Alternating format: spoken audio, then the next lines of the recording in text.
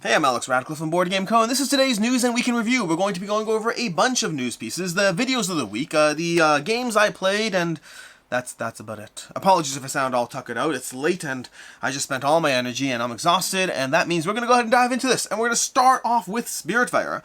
Spiritfire from Orange Nebula. Spiritfire is their newest game that's coming up over here. They just had a blog post come out. I highly recommend subscribing if you're an ONEB fan in any way, or if you just like big, sprawling, epic, cool campaign games and all that stuff. Spiritfire, and I'm not entirely sure if it's campaign, honestly. I don't know if it's modular campaign, if it's like Unsettled. I don't know exactly where Spiritfire is, but they did release an update this past week, a blog post really diving into a bit more of what to expect from the experience, what to expect from Spiritfire.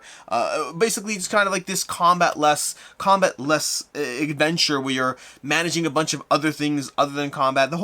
It's a long blog post. I highly recommend checking it out. I'm very excited for Spiritfire. Vindication is a fantastic game. Unsettled is a fantastic game. They're 2 for 2 for me so far, and I'm very curious if they'll be 3 for 3 with Spiritfire whenever it launches. I don't know actually when it's coming. I believe we'll find out more at Gencon.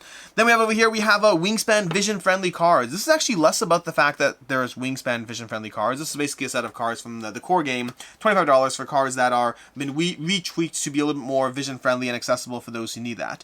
This is fascinating more because Jamie Stegmaier put out a little bit of a blog post talking about how these are cards that he made based on people having a strong level of interest in them, and then very few people seem to actually want them after the interest had been like, yes, please make us this product that we can go ahead and get our hands on, and then people were like, oh, well, maybe one person will buy it, 1% there. I mean, I don't know the numbers at all, but seem to be significantly less than the estimated demand, which kind of brings to mind, to me, it reminds me of all those times, which happens all the time when people on Kickstarter pages are like, well, yes, we definitely want a meeple version or a standee version, and then 5 people buy it, and you have to create an entirely new product for not entirely enough people, which is, you always have to be mindful of the difference between what people say they want versus what people actually want, and sometimes asking people what they want can be a good thing. Other times you're just asking people to provide feedback on the things they wouldn't buy, but might be better for them if they would buy, but they're still not actually going to buy it. And so I always find that an interesting dynamic of just trying to account for how to actually gauge consumer demand, which, fun fact, crowdfunding is a good way of gauging consumer-friendly demand to a degree. Then we have over here, we have Defeat the Fire Nation with Funko Games, new Atla game over here. We have Crossroads of Destiny, some new game from Avatar and all of that. That's basically what I have here. I don't know enough about the game, but it's from Funko. It's an Avatar game, and yeah, there's an Avatar live-action Netflix show or something coming. I don't know. I'm not a huge Avatar fan. I haven't watched I know the loose background. My kids watch it, and it's obviously very, very, very popular, but I never watched the movie. I have seen TV show episodes in the background. I'm kind of intrigued to watch the new live-action TV show, but also there's a backlog of things I haven't watched, so I don't know if or when I'll ever get to it. Also, I did start The Witcher, though. The Witcher's fun.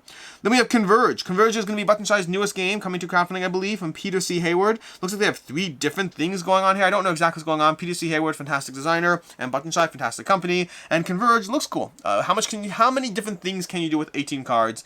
It's consistently fascinating to me how people can continue to innovate within such a narrow system. And sometimes you end up with games that are a little fiddly because you're trying to make too much happen in a small space. Other times you end up with fascinating ideas, and I'm constantly intrigued and fascinated with just what they've managed to do so far. We have Mordred coming July 12th to Kickstarter. Mordred from Command Games. This is their newest crowdfunding campaign. This is actually, they had a very slow build-up on this. Usually I find Command kind of has like a, they announce something to a degree and then it teases around for like a month or so. I feel they kind of had Mordred and they're like, and now a week and a half later it's going to be on crowdfunding. So we'll see what happens there. This is an Arthurian area control game. Don't know much more about this one so far, but it's an area control game, which already has me interested. I like Command's area control games. Art by Adrian, what's his name? Adrian Smith. Art by Adrian Smith and Mordred. I mean, the art doesn't actually pull me in on this one, not as much. I love Blood Rage, make no mistake, and I like the art of Ankh. Rising Sun was very good, but not as much to my jam, and Mordred, not totally getting the vibes myself. That being said, we all know that I'm a bit of a Command fanboy, and even when I don't think I'll be interested, I inevitably am interested. So we'll see what happens. I'm intrigued, I'm optimistic, I probably will back it, I might hate myself, but I also might enjoy it and love it, so we'll see. I really like Cyberpunk 2077. I liked it. It was a good area control game. Although there's so many area control games, this is the problem I have. Area control games are such a big part of my collection that it gets harder and harder to justify keeping them, because They have to be amazing. They have to really stand out. And there are good area control games that don't get played, which is just a shame. Like, I follow the Mountain King that I haven't played it since the crowdfunding game campaign arrived. I have Lludwik, which I only get to play 2 or 3 times a year, and it's a shame because it's one of the best games out of my collection. I have Cyclades, which I managed to play again because I finally had to justify. I had to dive back in to play the Legendary Edition to cover that, so that was a good excuse to dive into that.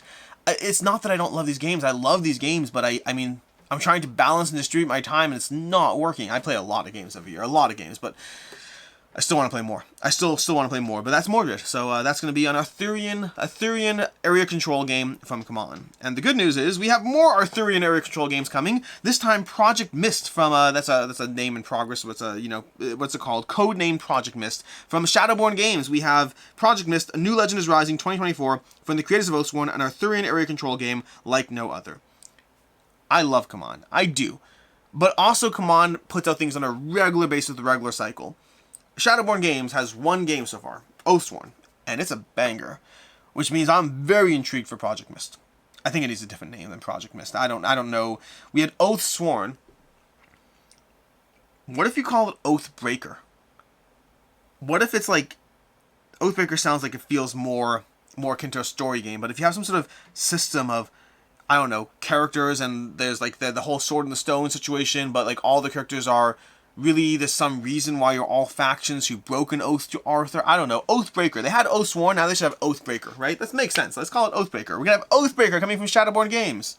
Not the actual title. Either way, very excited about this one. Very excited about both about Mordred and about this one. Mordred will see more sooner, so I have that intriguing me. But also Shadowborn, they did Oathsworn, so I have that intriguing me.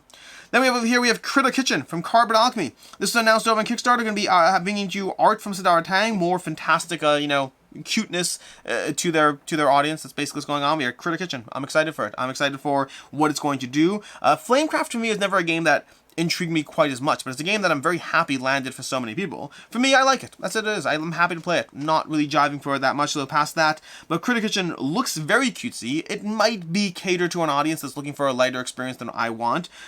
Lighter games are always fascinating, because some of them I really enjoy and I keep around. Others are not necessarily what I necessarily need. I'm very curious about Critter Kitchen, but the art of it, the visual aesthetic of Critter Kitchen, definitely pulling me in. Then we have Rolling Realms Redux from Stonemaier Games. This is a whole entirely new box of realms from Stonemaier Games, which has me kind of on the fence. I like Rolling Realms. I played a lot of Rolling Realms. I've knocked out like 50 plus plays of Rolling Realms, which is good for any game, but the problem is I don't think Rolling Realms change up the gameplay that drastically as you mix up various realms. It's going to be an entirely new box of new realms, like no realms you've seen before. Very curious what will be in them. They're obviously hiding the stuff on the box, so we can't see what's in them, but I am excited, and it might depend on what games are in the box. There's one in particular. Tell me that doesn't look like Planet Unknown. Like, this over here definitely looks like Planet Unknown to me, but the rest of them I'm not getting any vibes from. Like, what could this be? I feel that's on the tip of my tongue as far as the art. This one could be Wonderland's War. That could be Wonderland's War, could it? It could kind of be Wonderland's War. Okay, we're going to play a guessing game. Wonderland's War, Guild of Merchant Explorers. I mean, the amount of beige in there, let's be honest. We got Planet Unknown. The colors, the vibes work for me over there. This one I got nothing on. What game has that art and aesthetic? I mean, we could have some things here. This red, green... This one's really bothering me over here. This one's really bothering me because I feel it's so close to something I should be able to recognize. Are these even real is the real question. Like, are these genuinely pixelated in a way to, like, pull the original colors? I don't know. Yeah, the only one I'm strongly feeling is Planet Unknown. I really feel like that looks like a Planet Unknown box. That one feels like Guild of Merchant Explorers. I'm serious, it really does. And then the rest of them I don't know. Did he have Viticulture? He must have had Viticulture, right? No, he did have Viticulture in the last one. He had all his games already. This could be Castles by the Sea. This could be that. This one bothers me. I feel like I should know it. Anyways, that's going to be Rolling Realms. I'm sure there's like a thread on BGG where everyone's figured this out. I haven't gotten that far. Maybe there's a blog post here. Is there a blog post? Oh, ooh. 12 new realms. Purchase 8 more. Not parks. 12 new realms plus expeditions. Oh, expeditions. That could be true. No teasers. Not sure. I'm sorry. Now I'm distracted. Why is no one actually trying to guess the games? No one's guessing the games here. This is a rabbit hole. We're just gonna keep going.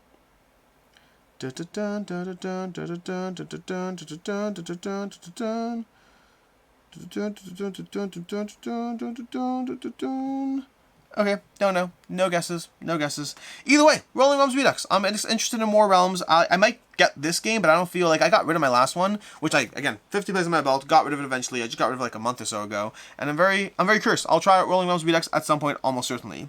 Then we have the One Ring. The One Ring has been found. This is the, in case you didn't know about it, in the last Magic the Gathering set, there was a single card, the One Ring. And by single card, I mean there's one card. There's just one. There's not 5. There's not 2. There's not 17. They printed one copy of it, which also means it's been like valued at like a hypothetical $2 million, and it's been found by a Torontonian collector, which is very cool. Also very stupid, but like, hey, this is one of those things. What is the value of this card?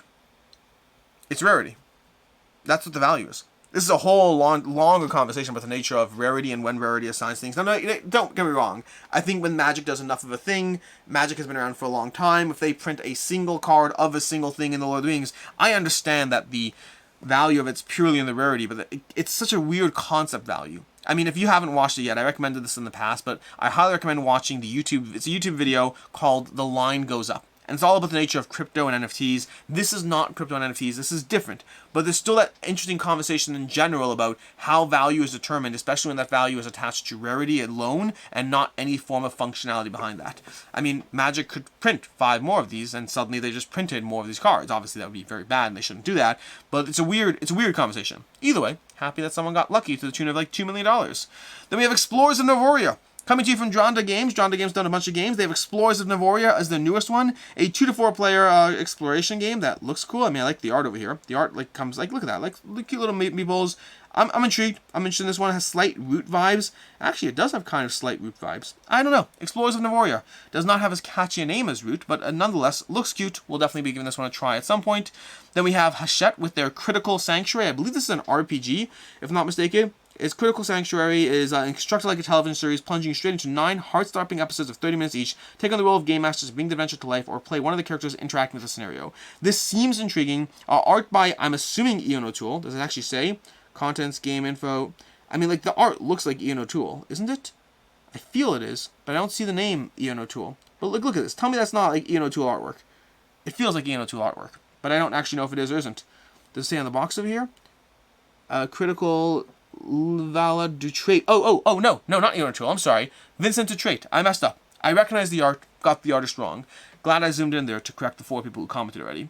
Anyways, lastly, we have Cephalofair Games announcing Gloomhaven Buttons and Bugs. Yes, this is part of their back campaign. We now have a 5th product. So now we have Gloomhaven 2nd Edition, we have Frosthaven RPG, we have the Frosthaven reprint, we have Gloomhaven RPG, Gloomhaven Miniatures, and now we have Gloomhaven Buttons and Bugs, a small box game in the land of Gloomhaven, introducing a $15 game plus shipping of, tiny epic Gloomhaven, otherwise known as Gloomhaven Buttons and Bugs. This is by the same person who did Gloomholden. He designed Gloomholden, and they basically contacted them, reached out, and they're doing Gloomhaven, but Gloomholden. It's like not really Gloomholden. Gloomholden was like 18 cards. Speaking of button shy and all that, this is a little bit more than that, but nevertheless very, very intriguing. But we'll have a conversation later at some point. Before the campaign ends, we'll have a conversation about the nature of the entire Gloomhaven backer campaign. I have thoughts, lots and lots of thoughts. But with that, we're going to go ahead and close this off over here and start off with the week in review. That's all. That's the news. I forgot to say that's the news. We're done with the news part. Now we're moving on to the week in review, starting off with what I played. We are skipping topic of the week. We had enough news things to go over. We're going into what I played. We have the following. So, as usual, this is a small segment of the games I played this past week, starting off with Q-Birds. Q-Birds, I believe Pandasaurus is picking this one up, I'm not entirely sure. But either way, Q-Birds is a light little game of playing down different cards in order to gather sets of cards to your hand. I find it very cutesy and very whimsical and fun to an extent, but also a game that I think it's very quickly gets tired of. Like, there's different kinds of games when it comes to these like little set collection style games, and they're always fascinating puzzles. Q-Birds is all about trying to play cards to get cards, to just try to decide whether you're going for a variety of birds or specializing in a few birds. A very interesting system. I may review it at some point, but I find it's one of those that's charming, but then I played it enough times and I'm like, it's charming and also I'm ready to move on from it. So I liked it, but I didn't necessarily love it. I think it's a good game. I think it's fun. I think it's appealing, but I don't know if it's a keeper, or at least not for me. Then we have Sagani. There's that whole set of games, Sagani, Nova Luna, and Framework. And I've played all of them in a variety of ways, and Framework to me was the best one of them. But ever since I've gotten Framework, I primarily played Framework, and I've recently been diving a little bit into Sagani and Nova Luna here and there, and they're only cementing the fact that Framework to me is the best version of that game system. I think that they're all very charming in the puzzly nature of what they present, and I'm always happy to play all of them. I think Nova Luna suffers from I think Nova Luna suffers the most from the rondel system is okay, but I think Framework is just more elegant. And Sagani is a little bit more interesting in the tile selection is overly complicated, more so than it has to be. I think where Framework stands out head and shoulders above the rest is how accessible it is, using the same system, but making it the easiest to actually dive into. So I've been playing a bunch of Sagani recently, and it's just cementing to me that Framework is the best one in the series. I've also been playing Dog Lover and Cat Lover, two old games that I've had for a bit, and dove into both of them recently this past week. And it's one of those games that when I look at it from time to time, I'm like, I don't need both of these. Dog Lover or Cat Lover should be more than enough. But having played both in the past few weeks, I understand why I still have Dog Lover and Cat Lover.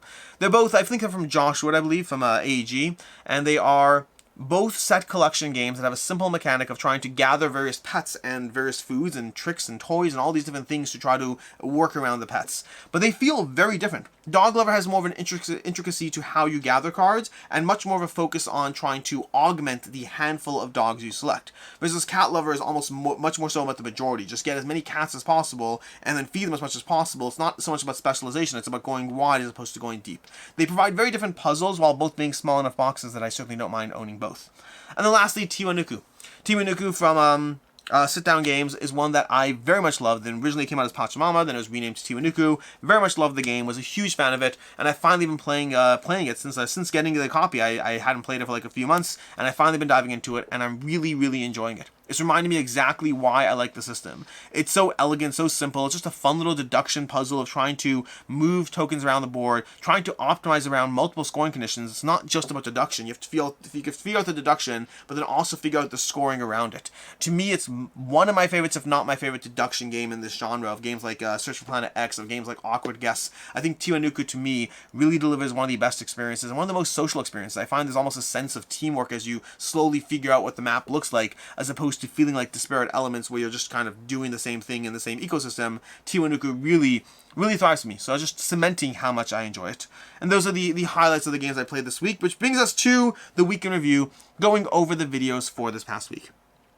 So, this past Saturday, we had a few videos go up. And also, by the way, it's been a good week for videos. The reviews this week I think they've been 4, 4, 4, 4, 4.5. It's been a good review, good week for videos. But there's reasons for that. Let's go ahead and dive into it.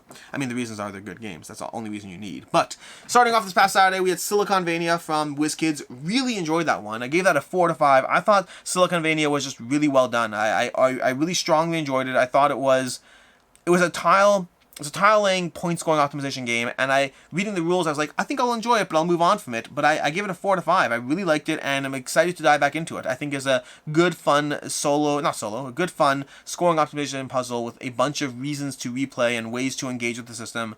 Really well done. Was very much a surprise for me.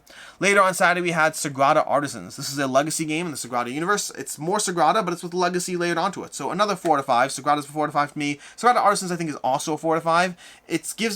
It's not that it makes Sagrada better, but it gives me a reason to dive into 10 games straight of Sagrada and call it a day. I like what it's doing. It is more Sagrada, so I think for me, I'm happy to play it and move on from it. I don't need it to be a keeper, but really enjoy Sagrada Artisans. Then on Sunday, we had a Gencon 2023 preview kind of video. Basically, it's going through 15 games you could demo at Gencon 2023. I'll be doing another one of these videos this week about 15 games you can buy at Gencon 2023. But this is basically telling you, hey, here's 15 games that I think are really worth checking out, that they're available to demo. I highly recommend them, or I'm highly interested in them, or possibly both. Then on Monday we had 2 back and not to back, catching up from last week. Last week we did a 25 late pledges instead, so I'm catching up from there. So we have a 2 back or not to back, going over all the crowdfunding campaigns. What am I doing next Monday? I mean, this Monday we'll have a 2 back and not to back. Next Monday, I don't know if I'll be able to. I'll be at a convention the whole week. I have to figure out what I'm doing. I don't know what I'm going to do. We'll figure it out. Anyways, that's going to be, that was this past Monday. Then on Tuesday we had a bunch of videos go up. We had Cosmoctopus, which I gave a 4 out of 5. Cosmoctopus, my first play of it, was actually really, really strong. And it's still a good game. I still really, very much enjoy it, but it has gone down a little bit with multiple plays. So, for me, it started off as a 4.5, possibly could be a 5, but it shifted a bit to a 4 instead. Really like it. I just find the experience doesn't drastically change game to game, but I still find it very engaging and very enjoyable. Solid 4 out of 5 on Cosmoctopus. Cosmoctopus. Then later on Tuesday, we had a preview for Hacktivity from Devin. Devin did a preview for Hacktivity, which was a crowdfunding campaign, just delivered, and so I think they're looking for more buzz and all that stuff. But Hacktivity is actually one that I was actually very interested in the crowdfunding campaign. I had Devin send me the copy so I can dive into it. If I like it, maybe I'll review it at some point, but that's a Hacktivity preview from Devin. I haven't actually played it yet myself, but I hope to because I'm personally interested in it. Then later on Tuesday, lastly on Tuesday, we had a review from Mother of Frankenstein, another 4 out of 5. Really enjoyed Mother of Frankenstein. Solid escape room game. Very much in the vein of Unlock, of Exit, of Emerald Flame. Oh, possibly one of my favorites in the genre. I just think it was really, really well done. Invested me in the story and the narrative. And I'm looking forward to diving into volumes 2 and 3. I only dived into volume 1 so far. Volumes 2 and 3, I'm definitely excited for those. Then on Wednesday we had a gameplay of Marvel Zombies, diving into, I don't even know what it was, something tools it was. I don't remember what it was, but it's one of the gameplays of Marvel Zombies. And I have more of these. I have another one coming, and then I'll be continuing to going through them. I'm just like one at a time and just going through the entire Marvel Zombies. I want to do this for like a lot of the games. You're going to see in general there's more campaign games going on the channel, just here and there, like thrown in. I don't want to flood too many things at once, but you'll see like kind of just series popping up. So like, you know, every 3 or 4 weeks, I'm like Marvel Zombies, or as you know, I'm going through a Tenaris Adventures campaign right now, and I think the next episode should be going up this next week. So lots of these games to just dive into and play in a variety of ways because I like, well, in the case of Tenaris Adventures, it's a sponsored playthrough, but in the case of some of the other ones, I just want the excuse to play through some of these campaigns that I really enjoy, or campaigns, episodic, whatever they are. It's like Marvel Zombies is more episodic, but I definitely want to play through all of them. And then when the stuff comes, play through it all again, I guess, or play through more scenarios and all of that. But that is Marvel Zombies. Then later on Wednesday, we had the weekly live show. This time it's a conversation, a Patreon suggested topic of which board games would we turn into movies or TV shows and why. So as usual, the weekly live show with Devin, myself, and Meg, going through the quiz show, their game of the week, and then what we would turn into movies. And that's the thing. We chose Too Many Bones and Cthulhu Death May Die and a bunch of others. You can check it out. Then lastly on Wednesday, we had an unboxing for Valor and Villainy, Lludwik's Labyrinth. That's the second in the Valor and Villainy series. Really enjoy that one. Looking forward to diving into it more. I like Minions of Mordred a lot, but it's a little harder to table the nature of the game. And I think Lludwik's Labyrinth is going to make it easier to dive in and play that one. Then on Thursday we had a few videos. We had a gameplay for Everdell. Farshore. Everdell Farshore. I blanked on the name of it. Everdell Farshore is the newest. Sorry, I need like water. We're getting to the end of the video, so I'm gonna power through. Everdell Farshore. We had a gameplay for Everdell Farshore, the newest game in the Everdell series, basically, that was going up on Thursday. And then later on Thursday, we had a review for Everdell Farshore, going over my opinions there. That was a 4.5. It's basically an Everdell for me as a 5 out of 5. Everdell Farshore, I can see it changing as I go into it more, I don't know. But as it stands, I really like Everdell Farshore. I feel it lacks some of the magic of Everdell, but it's really well done. So Everdell is currently a 5, Farshore is currently a 4.5. I could see it growing. It's hard to rate a game that's kind of a standalone game within a larger ecosystem. This kind of happened to me with Kingdom Builder and Winter Kingdom. And at the time, I got rid of Kingdom Builder because I thought Winter Kingdom was better, but then they never developed Winter Kingdom more, and Winter Kingdom is actually harder to teach new players. Whereas Everdell Farshore, I think, is actually easier to teach new players, and Everdell is more this larger, growing ecosystem. So I'm very curious what happens next with Farshore. For right now, there's room in my collection for both. Then on Friday we had games leaving the collection for July, going over all the games leaving the collection for July. I forgot what I put in this video, so just the games that are leaving the collection for the month of July. Then we have today. That brings us to today. Today we have a few videos going up. We're going to have a review from Meriposas from AEG, an older review I filmed a while ago, but just going up, finally clearing through some of these older videos. And then we also have a review for Coloma and New Prospects for the new campaign over on GameFound. And that is basically the videos going up later today, which brings us to next week. Next week we have a few things. We have, like I said already, 15 games you can buy at Gencon, not demo, but 15 games that I am excited about that you can buy as well. We have Tenaris gameplay, more Tenaris gameplay, diving into episode 2 and all that. That's actually a little shorter. I think that was closer to around 2 hours and 20 minutes, something like that, as opposed to the last one was like 3 hours. These sessions can run long. There's a lot to go through. And then also I'm going to have a video of 10 things I love that aren't board games. An interesting, slightly tangential video, but I just thought it'd be a little whimsical to go over 10 things that I really enjoy and appreciate that have nothing to do at all with board games. That's a lie. That mostly nothing to do with all board games. Some of them are like slightly tangentially related. And that brings us to the games on the table. As usual, the games on the table are the games that I'm hoping to dive into this week, and as usual, I will get to some of these and not all of these. We have Holotype. Heard good things about this one. My good friend Chris George from Room and Board gave it a 9 out of 10. I don't know if I'll like it that much. I'm intrigued, but I don't know where it's going to end up for me, but I want to dive into this one. We have Epic 7 Arise, although I have to unbox this bad boy first because it's currently intriguing, so I'm probably going to do a filmed unboxing. Maybe, maybe not, I don't know. But I want to dive into this one and give it a shot and see where it is for me. I've heard mixed things about it, some good, some bad, some more mixed, so I'm intrigued about that. We have Vampire the Masquerade Milan Uprising. I'm doing a film gameplay of this one, so I hope to be diving into that one this week.